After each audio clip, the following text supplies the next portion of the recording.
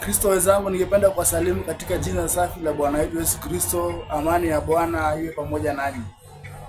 Leo tunataka kuzungumzia kuhusu jinsi shetani anavyotumia maandiko kugawanya watu wa Mungu. Shetani mbinu yake haikuwa kuua watu, bali ilikuwa kuwachanganya watakatifu wa Mungu katika maandiko. Na shetani hakuna Biblia nyingine ambayo alitumia, hakuna nyingine alitumia tu Biblia tu yetu ndio tunatumia saa hii, bali alijiingiza ndani. Sasa leo tunaenda kujifunza jinsi shetani alivyojiingiza ndani katika ibada. Ya kwanza tunaenda kusoma katika kitabu cha Yuda 1:4. Kwa maana kuna watu waliojiingiza kwa siri, watu walioandikiwa tangu zamani hukumu hii. Hukumu hii, makafiri. Sasa wale ambao wamejiingiza katika watu ambao wamejiingiza kwa siri wanaitwa makafiri. Sasa makafiri na kina nani? Wabadiliao neema ya Mungu. Kumbe sasa makafiri, watu ambao wanabadilisha neema ya Mungu. Sasa wewe kama utabadilisha neema ya Mungu, sasa wewe ni mtu ambaye unaitwa kafiri. Kwa mjibu wa Biblia na aya gani? Yuda 1:4. Watu kuwa ufisadi, nao humkana yeye aliye peke yake Mola na Bwana wetu Yesu Kristo. Sasa kuna Mola aliye peke yake na Bwana wetu Yesu Kristo. Jina la Mola aliye peke yake Yesu hawezi tumia. Kwa sababu gani? Kuna Mola aliye peke yake Baba, kuna Mungu wa kweli na wa kipekee ambaye ni Mungu Baba, ambaye ni Baba wa Yesu Kristo. Tukiendelea na jinsi shetani anavyotumia maandiko kubadili watakatifu wa Mungu, kuwachanganya watakatifu wa Mungu. Yuda 1:3. Wapenzi, nilipokuwa nikifanya bidii sana kuandikia habari ya wokovu, imenilazimu mimi kuandikia nyinyi kwamba muishindanie imani waliokabidhiwa watakatifu mara moja tu. Sasa imani ndio asikudanganya ati mambo ya Mungu si ya kushindaniwa, bali tunapaswa kushindania kimaandiko. Kuipigania imani, bali sio kwa atupiganie imani kwa ngumi, atupiganie imani kwa kumwaga damu, bali tunapigania imani kwa maandiko. Hiyo ndio sasa jinsi ya kupigania imani. Tukiendelea,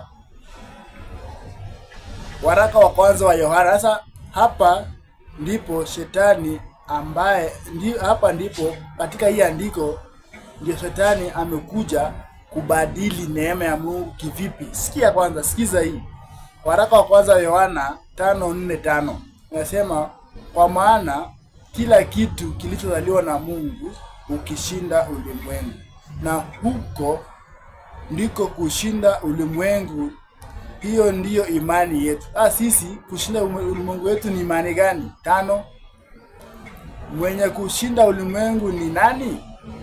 Isipokuwa ni yeye aminie ya kwamba Yesu ni mwana wa Mungu. Ukumbuke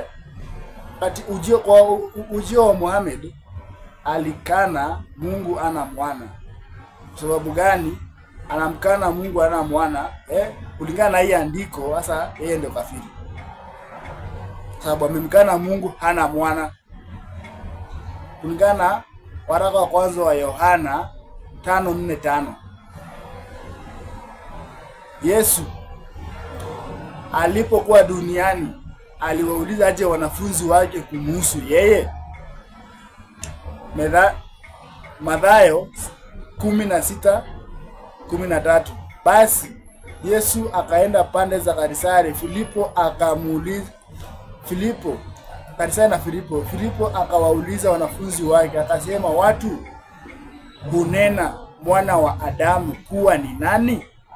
Sasa ni swali ambalo liliulizwa kitambo. Yesu aliwauliza wanafunzi wake kuwa watu hunena kuwa mwana wa Adamu ni nani? 14. Wakasema wengine hunena kuu yu Yohana, mbatizaji, wengine Elia, wengine Yeremia au mmojawapo wa manabii 15. Akamwambia nanyi mwanena. Sasa hiyo swali Yesu akawarudishia wanafunzi wake, nanyi mwanena kuwa mimi ni nani? 18.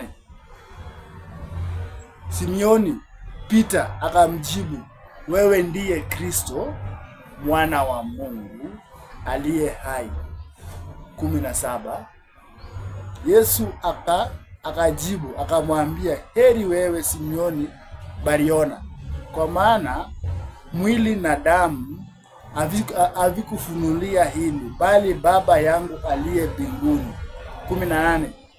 Nami nakwambia wewe ndiye Petro, Simeoni Bariona. Sasa wewe ndiyo Petro, na juu ya mwamba huu nitalijenga kanisa langu.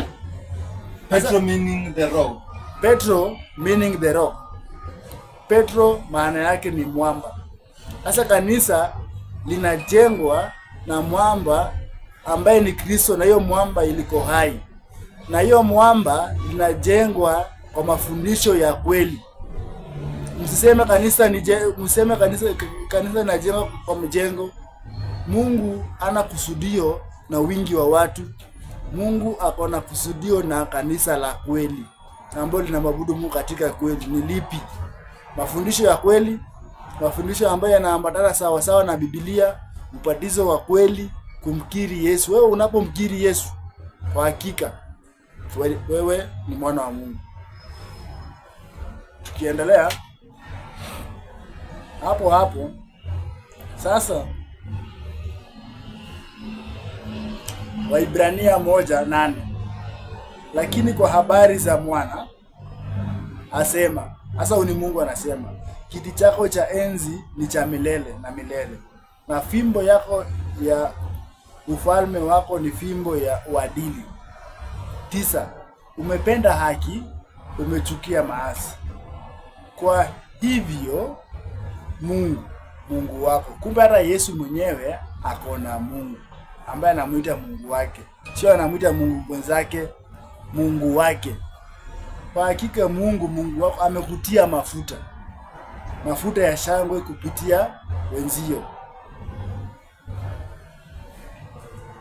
Kumbe sasa Yesu akona Mungu wake. Mungu hana Mungu mwenzake. Sasa je, fundisho la utatu linatoka wapi? Fundisho la utatu chimbuko lake ni miaka 321 baada ya Yesu kukufa kwenda kupaa mbinguni. Sasa fundisho la utatu lilipotokea hapo. Chimbuko la fundisho la utatu ni miaka 321 AD. Kwa fikiri ni uongo, unaweza tafuta, unaweza Google 321 AD.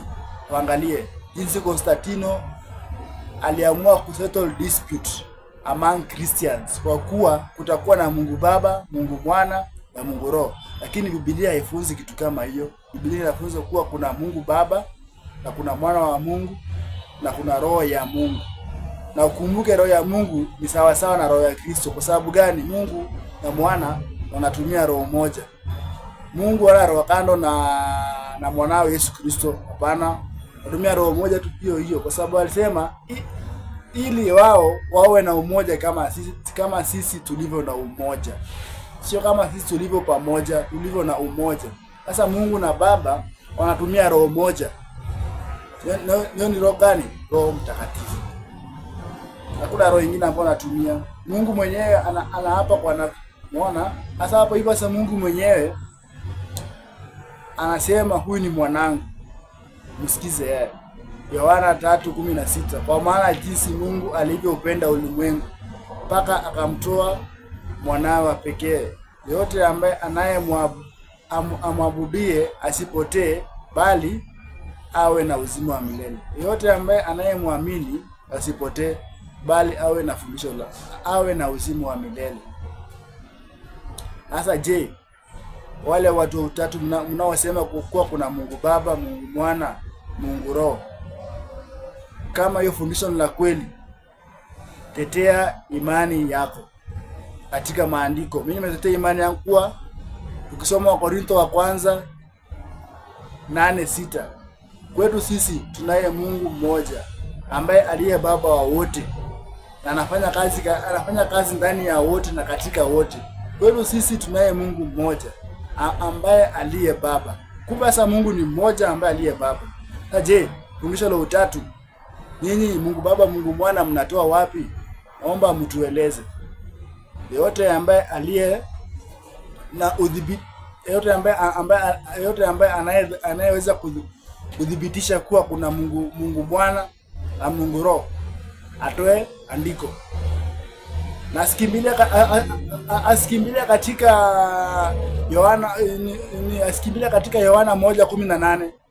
Ukumbuke Kiswahili, lugha asili ya Kiswahili ni Kizungu. Sasa kama ni hapo, tafuta Biblia ya Kizungu usome asili ya lugha. Yohana 1:18 inasema, hiyo tu ndio andiko katika Biblia yote inasema Mungu Mwana. Lakini ukitafuta asili yake ya Kizungu nasema kuwa the begotten son. Sasa begotten son haizi badilika kwa Kiswahili ikakuwa Mungu Mwana. Watu wa utatu, mtuweke sawa kwa hii jambo. Fundisho la utatu. Je, fundisho la utatu ni fundisho la Biblia? Mwache kutumia maandiko vibaya. Mwache kuchanganya watu. Ukumbuke katika Yakobo 3:1 inasema ya kwamba tusiwe walimu wengi ambao sisi tutakuja kuhukumiwa vibaya. Heri tufunze neno la Mungu, neno la Mungu liko la kweli. Usichanganye watu. Watu wa utatu. Yeyote ambaye anayeweza kutetea imani yake ya utatu akuje na maandiko. Atuelezee jinsi Biblia inavyosema kuhusu utatu, na sisi na mimi naye ndamtetea imani yangu. Kwa kuwa tuko na Mungu mmoja, na fundisho la utatu ni fundisho la shetani na ni fundisho la uongo. Mbarikiwe.